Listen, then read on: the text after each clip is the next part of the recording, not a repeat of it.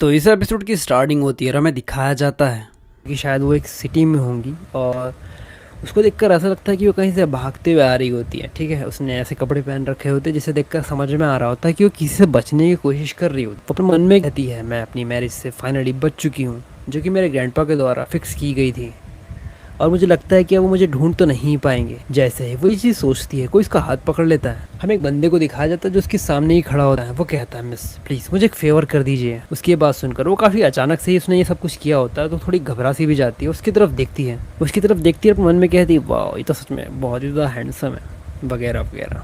और ये कहते हुए उसकी तरफ देखना शुरू कर देती है। वो बंदा उसके चिन को ऊपर करता है और उसे किसी का शुरू कर देता है। ये चीज़ देखकर वो काफ़ी ज़्यादा हैरान होती है। वो एक प्रकार से उसे रोकने की कोशिश भी करती है लेकिन वो ऐसा कुछ नहीं कर पाती और अपने मन में कहती है आखिर सब कुछ चल क्या रहा है, मुझे बिल्कुल भी कुछ समझ नहीं आ रहा।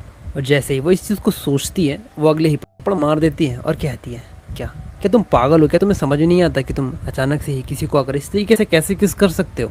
उसकी ये बात सुनकर वो कोई भी जवाब नहीं देता। वो अपने गालों को हाथ लगाता और कहता है तुम्हारी हिम्मत कैसे हुई? हमारी फीमेल कहती है मुझे इस चीज़ से कोई फर्क नहीं पड़ता कि तुम कौन हो, लेकिन क्या तुम्हें इतना सा भी नहीं पता कि अगर तुम किसी को किस कर रहे हो बिना उसकी परमिशन के तो तुम्हें जल्दी से उसे माफ़ी मांग लेनी चाहिए। हमारा मेड जो कि अब काफ़ी ज़्यादा गुस्से में आ चुका हो तो वो कहता है हाँ बढ़िया। और वो कहता है इस क्लाउड सिटी में किसी की इतनी हिम्मत नहीं जो कि मुझे मार सके। तुम एक साले क्यों कुछ कह पा। हमें पीछे कुछ बंदों को दिखाया जाता है जो कि किसी को ढूंढ रहे होते हैं और वो कहता है गाइस ये रहा सिटू फैंग। वो बंदा उसकी तरफ देखता है, अपने मन में कहता धत्तेरी की।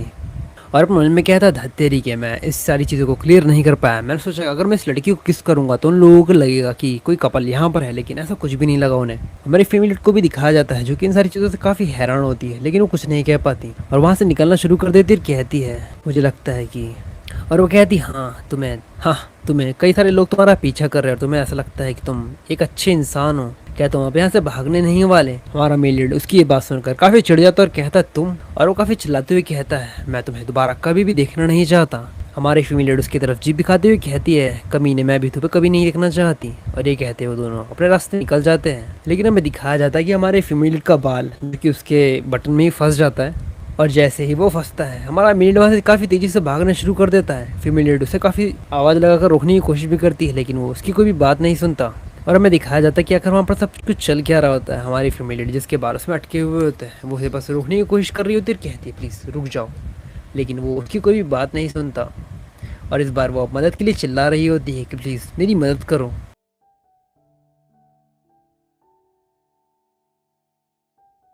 तो ये एपिसोड यहीं तक। अगर आपको ये एपिसोड पसंद आया तो लाइक और कमेंट करके ज़रूर बताना। और अगर आप चाहते हो कि आप इस प्रकार की और भी सीरीज़ देखो तो आपको सारी सीरीज डिस्क्रिप्शन में मिल जाएंगी, आप वहाँ पर जाकर चेकआउट कर सकते हो।